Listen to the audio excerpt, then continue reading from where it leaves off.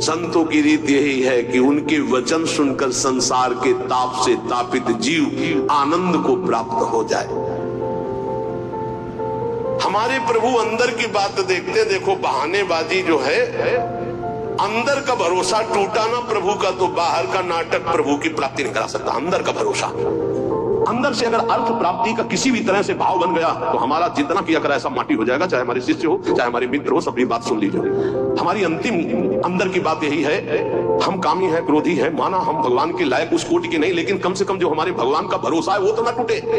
प्रियाजू का भरोसा ना टूटे, चाहे विश्व में कोई भी हो। ये बात समझ लो, अगर भरोसा उनका बना रहा तो आप कुछ भी हो भगवत प्राप्ति हो जाएगी, और भरोसा प्रियाजू का टूट गया तो कुछ भी हो भगवत प्राप्ति नहीं होगी। बात भरोसे की है।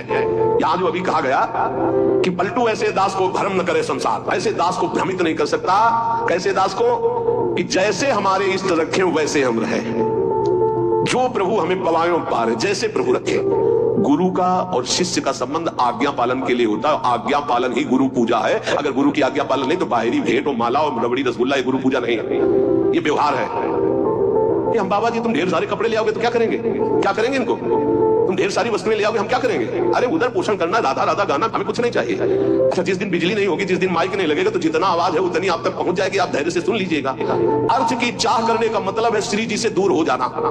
हम खुली बात इसलिए कहते हैं कि घुमा घुमा कर यही माया अंदर आकर के बैठ जाती है। कोई व्यवस्था नहीं, किसी का सहयोग की जरूरत नहीं। ये जो भगवत चर्चा हो रही यही व्यवस्था है, इसी को अपने जीवन में उतारो। यहाँ जुड़ने का मतलब व्यवस्था हमारी तुम्हें संभालने की नहीं है, तुम्हारे संभले नहीं संभलेगी।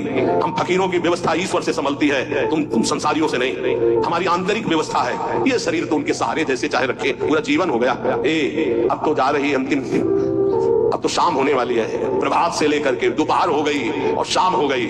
एकमात्र साहब का भरोसा, एकमात्र इष्ट का भरोसा, और सत्संग और नाम जप और एकांतिक, ये केवल आपके मंगल के लिए। जिस दिन इसका स्वार्थ आ गया ये भी बंद हो जाएगा। जिस दिन मुझे सुनाई पड़ा कि ये भी बिकने लगा उसी दिन बंद हो जाएगा। वैसे अभी भगवान की कृपा से जितने पार्षद वो पक्के हैं, कहीं हमको ऐसा दोष नहीं दिखाई दे रहा। साहब बेचई वेद धर्म दुई ले ही, अगर वो ये जीवन में आ गया तो जीवन बिक गया, किसी काम का नहीं रहा। साहब के भरोसे से हमारा जीवन चलता है।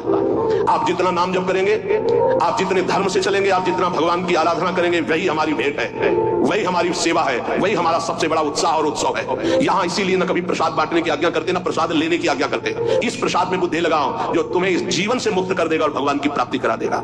नाम प्रसाद, नाम की असीम महिमा का गान करते हुए गोस्वामी तुलसीदास जी कहते हैं कि नाम प्रसाद शंभु अविनाशी, साजु अमंगल मंगल राशि, सुख सनकादि सिद्ध मुनि जोगी, नाम प्रसाद ब्रह्म सुख भोगी। भगवान शंकर ज्ञान समुद्र होते हुए भी हर समय नाम जप करते रहते।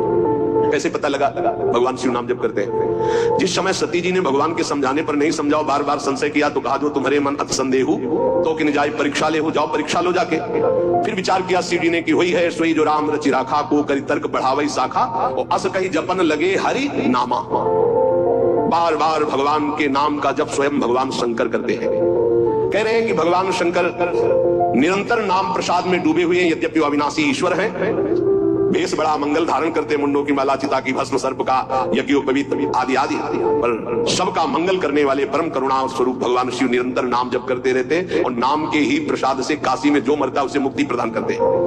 श्री सुखदेव जी, सनक सनंदन, सनातन, सनत कुमार, ये सिद्ध मुनि, योगी गण, ये सब नाम का जप करते हुए ब्रह्मानंद में मगन रहते हैं। नारद जान्यू नाम प्रतापु, जग प्रिय हरि हरि हर प्रिय आपू। और नारद जी तो हर समय नारायण नारायण नारायण जपते रहते हैं। सारा संसार हरि को प्यार करता है, हरि को हर प्यार करते हैं, और नारद जी हरि और हर के दोनों के प्यारे हैं, क्योंकि हर समय नाम जप करते रहते हैं। नाम जपत प्रभु कीन प्रसादु, भगत शिरोमणि भे प्रहलादु। नारद जी कैसे नारद स्वरूप में आए? दासी पुत्र थे। एक ब्राह्मण के यहाँ इनकी मां दासता करती थी। वहां चतुर्मास में संत जन आए तो उन ब्राह्मण ने चातुर्मास करवाया, तो उनकी सेवा में इस बालक को रखा जो दासी पुत्र थे। अब संतों की सेवा में उनकी लंगोटी धो देना, उनके जूठे पात्र धोना। भगवान की कृपा से इनको इतना ज्ञान था कि संतों की जूठन पाने से बहुत जल्दी भगवान का प्रेम प्राप्त होता है। तो सब पात्र संतों के जब मार्जन करते तो धो के एक पात्र में डाल के उसको पी जाते। संतों के चरण दबाना, संतों की सेवा करना, संतों के पास बैठकर भगवत चरित्र सुनने से ज्ञान हुआ कि नाम निरंतर जपना चाहिए। कहीं भी चर्चा संत जन करेंगे तो नाम रूप लीला धाम की करेंगे। निरंतर नाम जपने का अभ्यास और संत सेवा 4 महीने के बाद जब संत जन जाने लगे तो भारी व्याकुलता हुई कि अब जिएंगे कैसे, बिछड़त एक प्राण हरि लेगी। थोड़े ही दिनों में मां पधार गई, सांप ने काट लिया। बालक ने विचार किया, आप तो स्वच्छंदम, मुझे कौन रोकेगा। घोर जंगल में एकांत में नाम जप करते हुए भगवान के ध्यान के लिए व्याकुल हो गए। सुंदर सरोवर देखा, स्नान किया, जल पिया, पीपल के वृक्ष के नीचे बैठकर ध्यान लगाया। साक्षात अनंत ऐश्वर्य माधुर्य संपन्न भगवान चतुर्भुज नारायण का दर्शन हुआ। अचानक वो रूप गायब हो गया, बड़े विकल हुए, रोने लगे। तब कहा, अध कचरे योगी को मेरा साक्षात दर्शन नहीं होता, ये मैंने ध्यान में दर्शन इसलिए दिया कि तुम मेरा चिंतन करते हुए शरीर छोड़ो, अब अगला जन्म तुम्हारा महाभागवत के रूप में होगा। नाम जप और भगवान के ध्यान के प्रभाव से वो दासी पुत्र देवर्षि नारद बन गया। उन्हीं नारद जी ने प्रहलाद जी को कयाधु के गर्भ में थे, जिस समय देवराज इंद्र को पता चला हिरण्यकश्यप तपस्या में है, तो आक्रमण किया कि उसके पुत्रों को नष्ट कर दो, परिवार को नष्ट कर दो, क्योंकि ऐसे महाबली दैत्य का परिवार आगे चलकर देवताओं के लिए कंटक बनेगा। तो जो बड़े पुत्र थे वो तो भाग गए। महल में जब गए तो कयाधु जी मिली, गर्भवती थी। विचार किया कि स्त्री की हत्या करना निषेध, फिर गर्भवती, तो ये जब गर्भ प्रकट होगा तो इसको मार दूंगा, फिर इनको छोड़ दूंगा। बंदी बना के ले जा रहे थे। देवर्षि नारद जी रास्ते में मिले। देवराज इंद्र से कहा, ऐसा अधर्म कैसे कर सकते हो?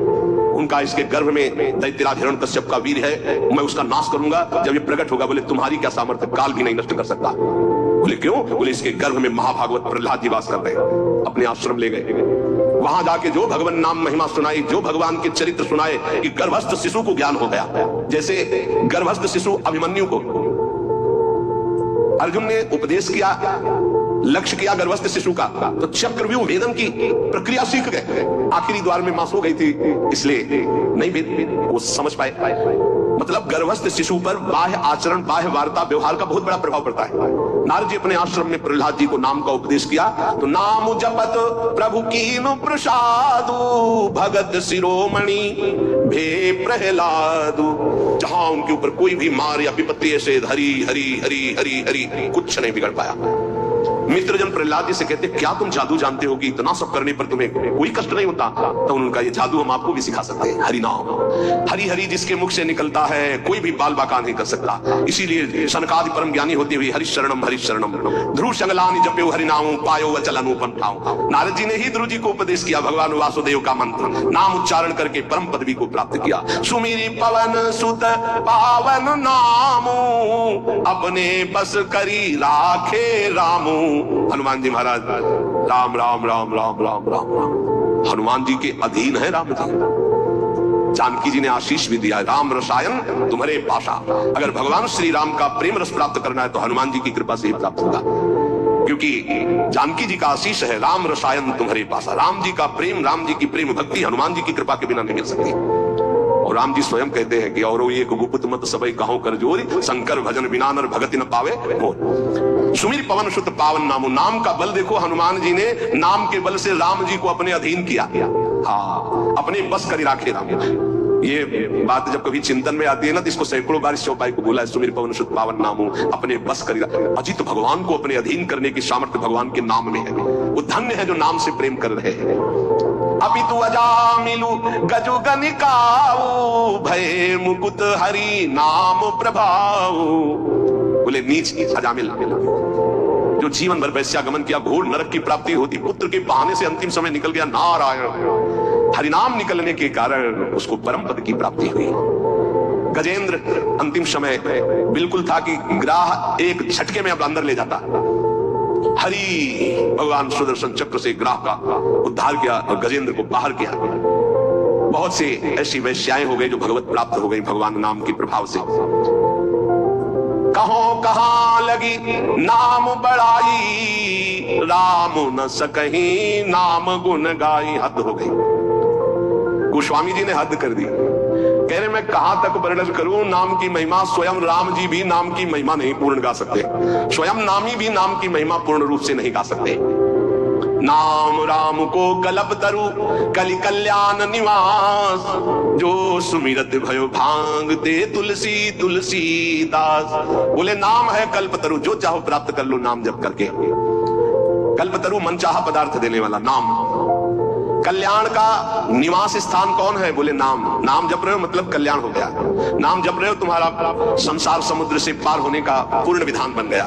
नाम जप कर रहे हो तुम्हारी सारी कामनाएं पूर्ण हो जाएगी। कह रहे नाम जपने से निकृष्ट उत्कृष्ट हो जाता है, निकृष्ट उत्कृष्ट हो जाता है।